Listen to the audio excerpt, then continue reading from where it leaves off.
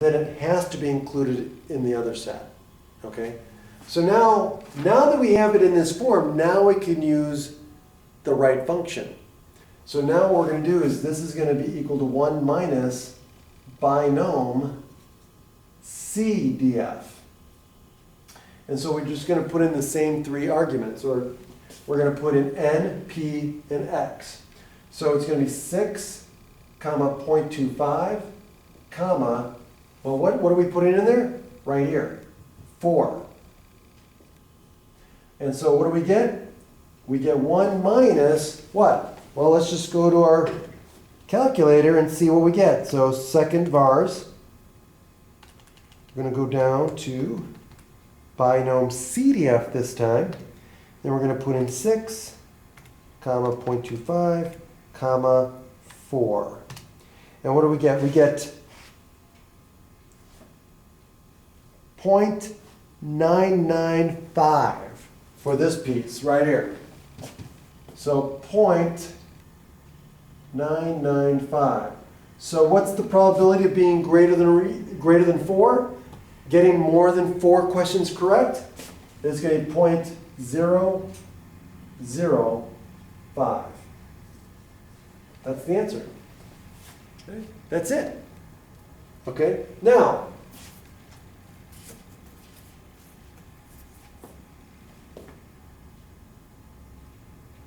what about C? Okay, so let's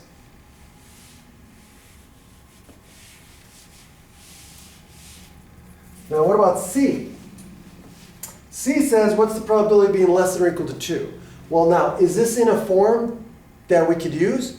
Yes, it's already in the form where we can use the CDF function. So in this case here, all I would do is write binom CDF, right? And then plug in my arguments.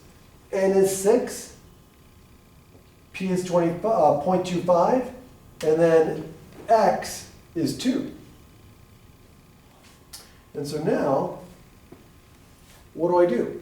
I just go to my calculator. So it's going to be second vars, binom CDF, 6, comma, 0.25, comma, and it's going to be 2. And I get 0.831. 0.831. Okay?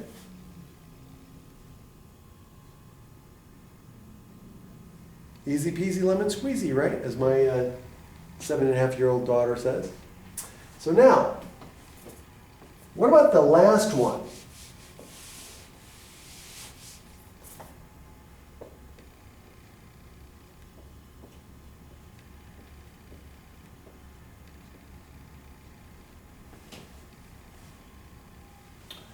The probability of being between those two values. Here, we're going to have to split it up into two pieces because remember, we only have these two functions to use. Okay?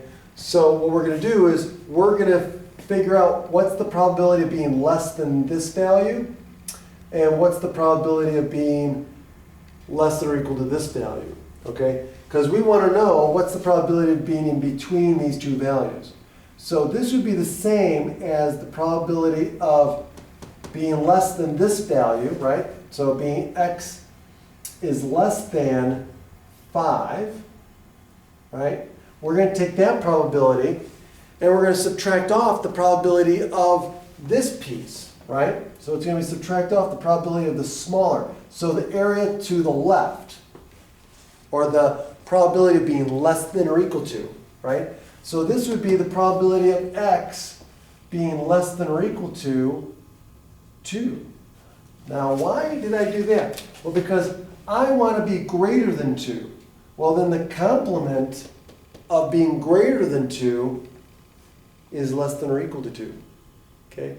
So I'm going to take this piece and subtract off this piece, and that's our answer.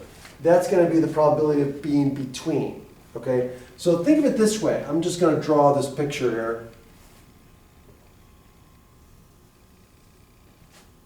So let's say this is our probability distribution. And here's x1, and here's x2, let's say, and I want the area in between. Well, what I'm going to do is I'm basically going to take the probability of being less than this value, and I'm going to take the probability of being less than this value, right? And so if I look at these probabilities, bless me. If I take these two probabilities, right? So this area, let's say, represents this, this probability to the left, right?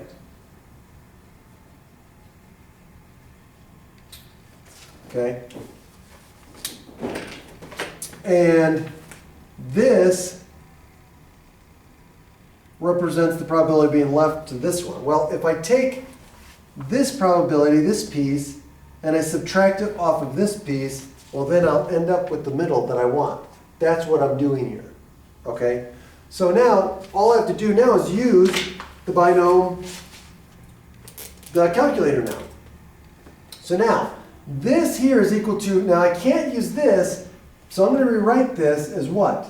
This is the same as the x being less than or equal to what? 4.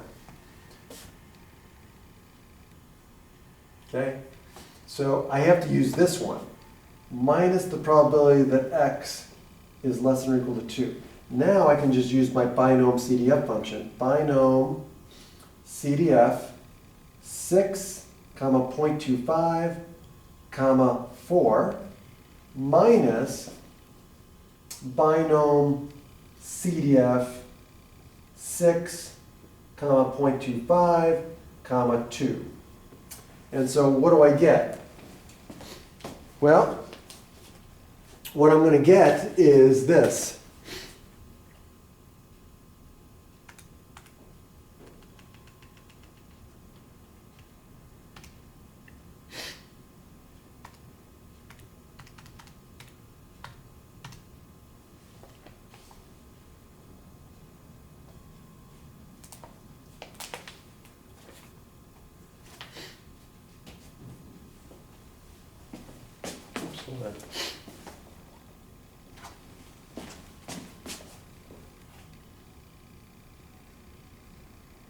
Oops, forward.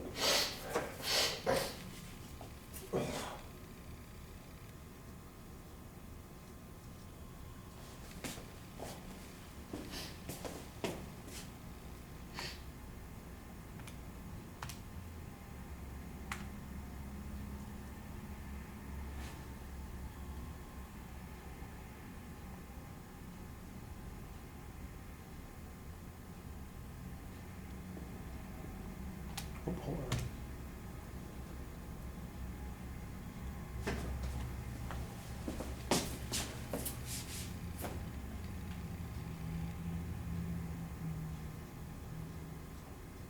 That's correct. So 0.9974. Oh, hold on. Why am I getting... sorry. Keep messing this up.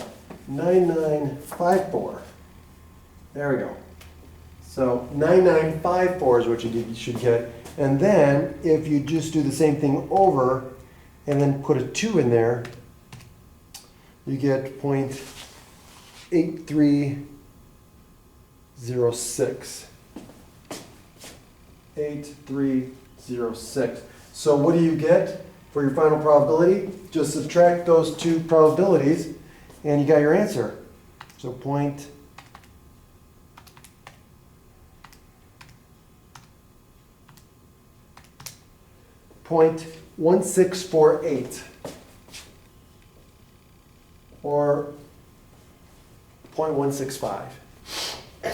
Okay, that's it. I mean, that's really everything you could do using the binomial formula and using the calculator to answer questions if you know that it's a binomial distribution. Okay? And by the way, if we wanted to know the average of this distribution, well, easy. We don't even need to look at anything other than the parameters, right? So what's mu? So the average or expected value of this distribution it's just n times p, which is going to be 6 times what? 0.25, right? Which equals what? It's going to be 6 over 4, okay? Which is what? It's going to be 1 and a half. Okay? So how many questions would we expect somebody to get on this exam if they didn't study and if they just guessed on every single problem? 1.5 questions. Okay? And that should make sense, right? What about the variance? Well, the variance is just going to be NPQ, right? So that's just going to be 6 times 0.25 times 0.75, right? So what's the variance? 6 times 0.25 times 0.75, and that's 1.125. 1.125, and of course, standard deviation, we just take the square root of that, and what do we get?